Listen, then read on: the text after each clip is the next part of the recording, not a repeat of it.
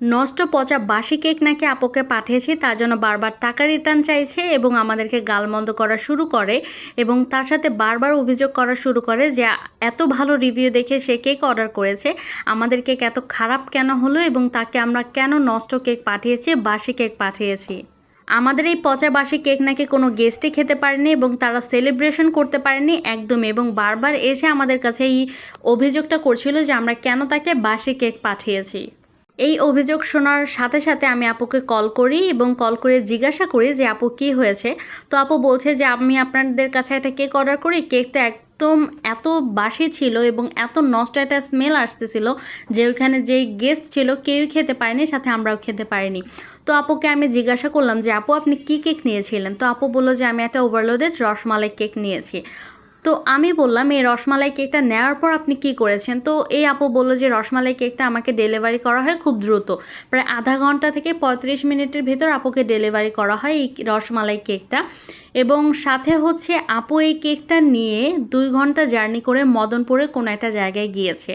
এই রসমালাই কেক নিয়ে আপু একদমই ফ্রিজিং করেনি, আপুকে দেয়া হয়েছে, সাথে সাথে আপু মদনপুর চলে যায়।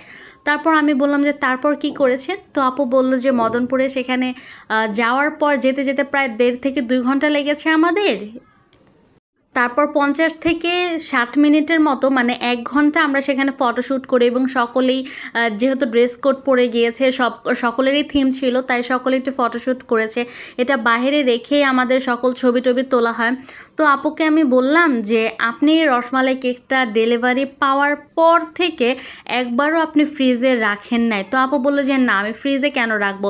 তো আমি আপুকে বললাম যে আপনাকে মেসেজ করার সাথে সাথে এই জিনিসটা বলা হয়েছিল যে এটা হচ্ছে দুধ দিয়ে তৈরি একটা রসমালাই কেক, আর রসমালাই কেক খুব দ্রুত কিন্তু নষ্ট হয়ে যায়, টক হয়ে যায়, আর এটা অবশ্যই নষ্ট হয়ে যাবে আপনি যদি ফ্রিজিং না করেন। আপনাকে বারবার বলা হয়েছে যে আপনি কেক পাওয়ার সাথে সাথে 1 থেকে 2 ঘন্টা অবশ্যই ফ্রিজে রাখবেন, তারপরে যেখানে ওকেশন বা যেখানে ফাংশন সেখানে যেন ঠান্ডা থাকে, না হলে এটা অবশ্যই নষ্ট হবে। কিন্তু আপনি 3-4 ঘন্টা এই কেকটা ডেলিভারি হওয়ার পর বাইরে রেখেছেন, এখন নষ্ট হয়ে গিয়েছে, আর আপনি এসে দোষ দিচ্ছেন আমাদের যে আমরা নষ্ট কেক এবং বাসি কেক আপনাকে পাঠিয়েছি। কিন্তু আমরা আপনাকে আগে সাবধান করে দিয়েছিলাম যে এটা রসমালাই কেক, এবং তখন কিন্তু আপনিও বলেছিলেন যে না আমি অবশ্যই ফ্রিজে রেখে দেবো যেন কেকটা একদমই নষ্ট না হয়। আর এখন আপনি বলছেন যে আমাদের দোষ, আমরা টাকা রিটার্ন দেবো এবং আমরা পচা বাসি কেক পাঠিয়েছি।